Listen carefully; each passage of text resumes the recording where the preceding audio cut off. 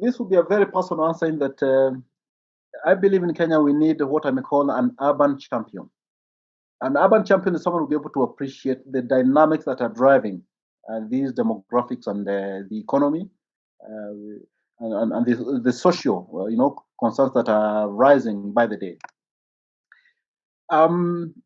we are now going towards an election cycle. Next year, we're going to have a general election, and this is something I can say: people who have that urban agenda needs to stand out because that's where people are. And I believe if we're able to get a leadership that will be able to recognize that urban agenda, then the three categories I've mentioned, we can have them being guided from the center, but given a lot of autonomy and a lot of funding and resources, including twinning with other cities or towns out there that have been facing similar challenges so that we're able to fast track. My take is that the slow pace we've been going through is even at the county level is having a leadership more so within the urbanizing areas,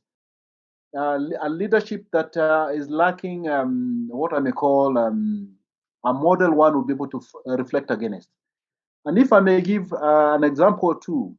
if you are talking about metropolitan governance, we know cities that have gone through the challenges we are talking about. Bangkok, which I believe went through this kind of challenges before it became a metropolitan governed city,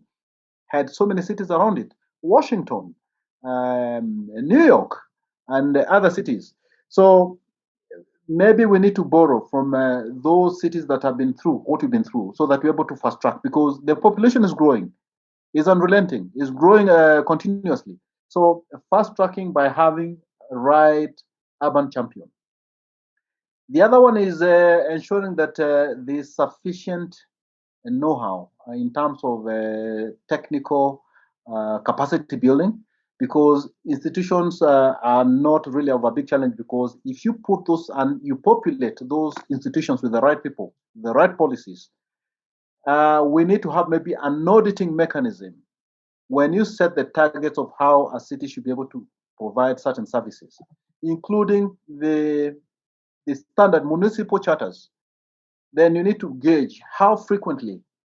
are these municipal charters, meeting the expectations of the population. If you set the targets of putting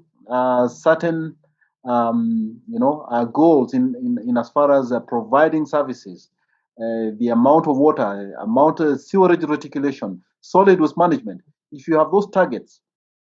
against the population that is growing, then one is able to audit to know where do you stand and where you are failing, what do you need to add to ensure that you're able to move faster to keep pace with the changing urban challenges. That's what I can say. The auditing mechanisms and the measuring or what I may call